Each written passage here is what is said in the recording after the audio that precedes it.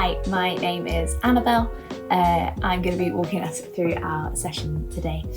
I've been at GT for nearly 8 years now, so I came to York as a student, found the church, got to know a few people, wanted to stay around and have been here ever since.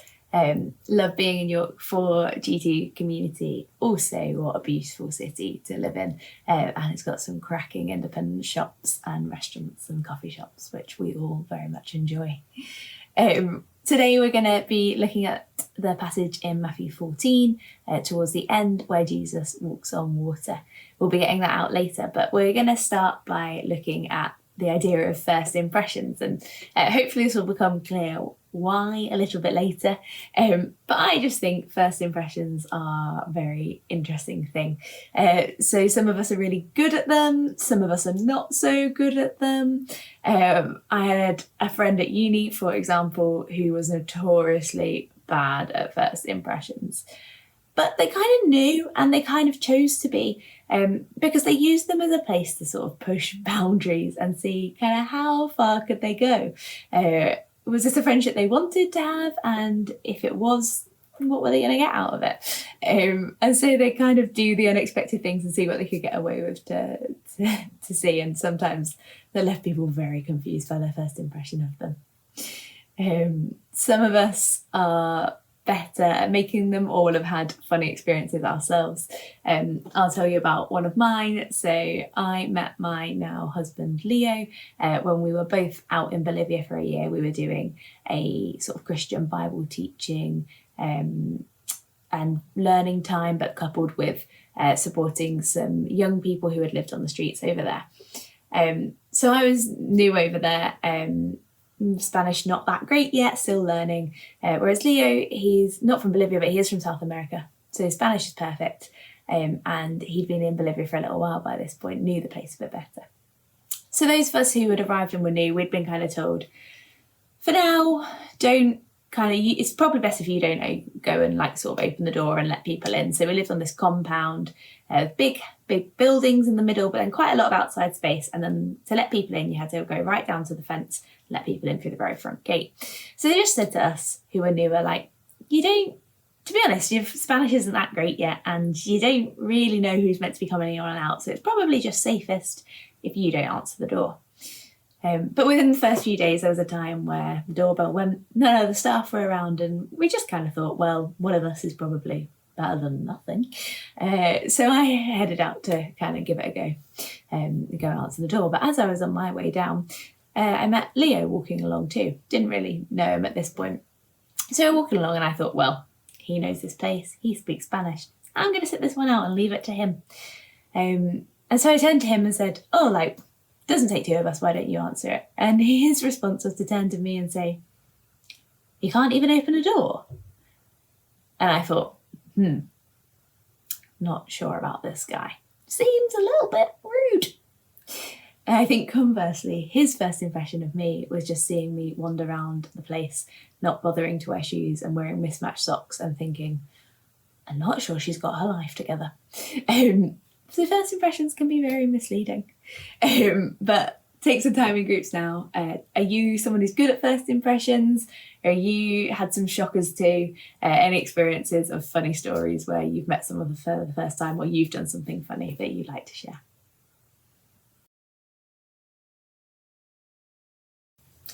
Hopefully we've learned something new about each other there. So let's get into the passage. I don't know about you, but there are some passages in Matthew that I feel very familiar with. And the passage that we're looking at today is one of those. It feels a little bit like something from a book that I read as a child, like familiar and yet also quite fantastical. And when we get to these passages, it can be really helpful to just slow our pace a little bit, to actively try and put ourselves into the story, to feel what it must have been like to be in that for the first time, and to spot the detail that we might otherwise gloss over. So I'm going to read the passage to us, and as I read it, imagine yourself in the scene. It's probably most helpful to start from this perspective of a disciple, because they're there the whole way through. And have a think about, what does it look like? What does it sound like? How does it feel to be in this situation? It'll help if you close your eyes as you listen. Immediately, Jesus made the disciples get into the boat and go on ahead of him to the other side while he dismissed the crowd. After he dismissed them, he went up on a mountainside by himself to pray. Later that night, he was there alone, and the boat was already a considerable distance from land, buffeted by the waves because the wind was against it. Shortly before dawn, Jesus went out to them, walking on the lake. When the disciples saw him walking on the lake, they were terrified. "It's a ghost," they said, and cried out in fear. But Jesus immediately said to them, "Take courage. It is I. Don't be afraid." "Lord, if it's you," Peter replied, "tell me to come to you on the water." "Come," he said. Then Peter got down out of the boat, walked on the water, and came toward Jesus. But when he saw the wind, he was afraid, and beginning to sink, cried out, "Lord, save me!" Immediately, Jesus reached out his hand and caught him. "You of little faith," he said, "why did you doubt?" And when they climbed into the boat, the wind died down. Then those who were in the boat worshipped him, saying, "Truly you are the Son of God." When they had crossed over, they landed at Gennesaret. And when the men of that place recognized Jesus, they sent word to all of the surrounding country. People brought all their sick to him and begged him to let the sick just touch the edge of his cloak. And all who touched it were healed. What stood out to you as we read that passage together? What did you notice? How did you feel? Let's take some time to discuss that together in groups. You might find it helpful to read through the passage one more time, but let's reflect on what we've noticed from that. So let's start at the heart of the passage.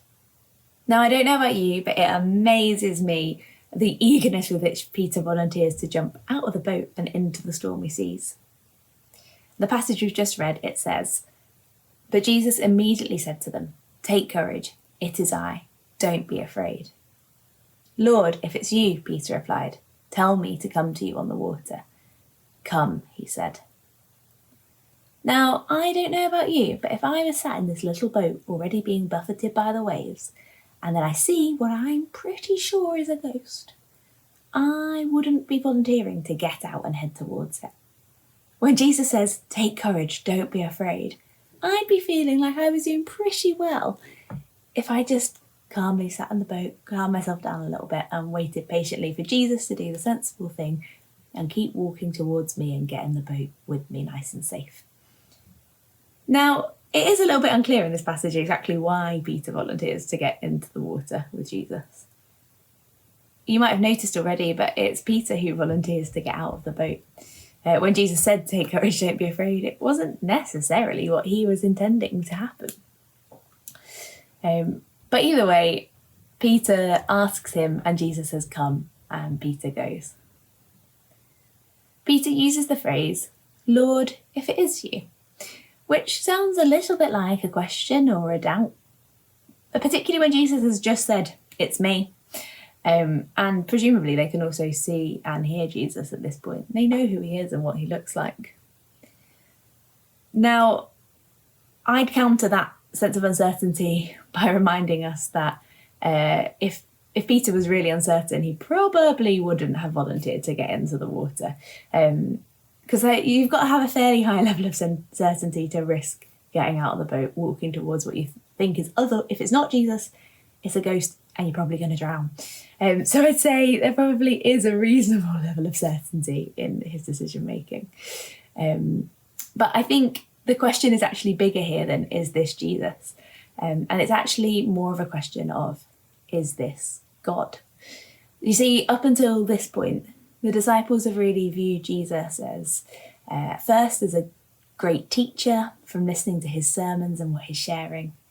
And then as some sort of prophet, they've seen him sort of heal people and feed 5,000, look after the sick, all of which today to us feel just as miraculous, perhaps as walking on water. But in the culture at the time, they've kind of seen or heard of prophets doing that before. There's an understanding that those are the things that God does do through humans. But there's something about walking on water that is purely divine, that there's not a precedent for, and that says to them, he is God. It's wrapped up in the fact that when he says, "It is I," it references back to how God refers to himself in the Hebrew scriptures as "I am." And there is also a whole realm of sort of water, sea imagery and pictures that this will echo to in the disciples' brains and in the minds of people from their time. And I think this is confirmed by the fact that when they get back to the boat, if we skip ahead a little bit, this is what happens. And when they climbed into the boat, the wind died down. Then those who were in the boat worshipped him, saying, "Truly, you are the Son of God." So this is a pivotal moment for the disciples' understanding of who Jesus is. And you can understand why. I mean, it is unexpected. Imagine if on a baptism Sunday we saw Hannah, our church leader, just start to casually walk across the baptism pool. You'd have some questions that might change how you thought about her. But there's something about this moment of seeing Jesus do something so clearly not within human ability, so clearly divine, and coming towards them as he does, that changes how they see him and who they think of him as. And that left me thinking about my perspective of Jesus, about how I see God. How do I view him, and what do I do when I see him doing something that's a bit beyond my expectations of him? When Jesus is doing something outside of what we've seen before, what is our response? Checking it is Jesus is 100% okay. It's good to use wisdom, it's good to use discernment. But when Jesus turns to you and says, "It is I," yeah, it's me, what is our response? Do we still think it's probably a ghost instead? Do we acknowledge that it is Jesus, but stay safely where we are? Or do we ask Jesus if we can join him? Let's pause here and ask ourselves a few questions to discuss as a group. So, can you think of a time where your perspective on who God is has changed? It could be through something that you've seen happen, it could be through an experience you've had, it could be through something that someone else has said, or something you've read, or through seeing God at work in someone else. But can you think of a time where your perspective on God has changed? Okay, so now we're going to step back a little bit into the story and look at the point at which Peter steps out of the boat. So it says, "Then Peter got down out of the boat, walked on the water, and came towards Jesus. But when he saw the wind, he was afraid, and beginning to sink, cried out, 'Lord, save me.'" So Peter's had the courage to step out of the boat. He's actually walking on the water towards Jesus. And it's at this point that he becomes afraid and begins to sink. We don't know why at this point the wind that's been around all night suddenly makes him so afraid. Maybe it's the reality that he's walking on water and the reality of his reliance on Jesus that does it. But we're not sure here. But either way, as he starts to sink, he cries out to Jesus to save him, and Jesus steps in. Now, it's easy to single Peter out here as the guy who gave it a go and then freaked out and started sinking. But let's pause and kind of take a look at the rest of the disciples. So some helpful context as we look at this from the disciples, and probably Peter's reaction, is that at this point, the disciples have been on this boat for a really long time overnight, much longer than they were anticipating. And what should have been just a short hop over the lake, because of the winds, has turned into a really long journey. And we're now somewhere between sort of 3 a.m. and dawn. When I suggest none of us are at our best, but particularly not after a very long day the day before. So the disciples' reaction when they see Jesus is this. So shortly before dawn, Jesus went out to them, walking on the lake. When the disciples saw him walking on the lake, they were terrified. "It's a ghost," they said, and cried out in fear. The disciples have just seen Jesus feed over 5,000 people. They've been with Jesus for a long time now. They know who he is, they know what he looks like, they know what he sounds like. And yet, in this moment, they jump straight to the assumption that this must be a ghost. So both Peter's fear when he's already walking on the water and the disciples assuming Jesus must most likely be a ghost. You can see it's fear that shapes those disciples' response. Jesus is doing something they weren't expecting. They're doing something that they weren't expecting. And it's their fear of that causes them to doubt, to get in the way of what's going on. In the moment, they are not able to sort of lean into their understanding of who Jesus is, of what they've experienced of him in the past. And instead, they react out in fear of what they're seeing. And let's be honest, how often is that our experience of humans? How often do we shy away from something new or something unexpected out of a sense of fear? But let's look at how Jesus reacts. To the disciples, he says, "But Jesus immediately said to them, 'Take courage, it is I, don't be afraid.' And to Peter, immediately Jesus reached out his hand and caught him. 'You of little faith,' he said, 'why did you doubt?' Take courage, it is I, don't be afraid." This call to be courageous in the face of situations which spark fear is an echo of so many times that God says that to his people throughout the Bible. Jesus knows his disciples need this reminder. And the call to be courageous is wrapped, and to not be afraid is wrapped around the centre that he is there, that he is present with them in the moment. And that's why they don't need to be afraid. "You of little faith, why did you doubt?" Sounds a bit like a telling off, doesn't it? And to be honest, that feels a little bit unfair because surely out of all of the disciples, Peter's shown the most courage here. He's the one who's volunteered to get out of the boat. Looking into it a little bit more, the Hebrew is probably something more like, "Oh, you little faith." A bit more like consoling that you were so close. Why did you doubt? Rather than a telling off. But either way, Jesus steps in and saves him and kind of says, "Come on, you can do better than this. You can do more." Jesus responds to their fear by reminding them that he is there, by commanding them to take courage rather than to be afraid and to have faith in place of doubt. And this is his call to us too, both in the everyday and in the unexpected and miraculous, to have courage instead of fear, to have faith instead of doubt. And that's all wrapped up in the reality of our relationship with him, not because we can overcome it, but because he's with us. So we're going to finish by praying together.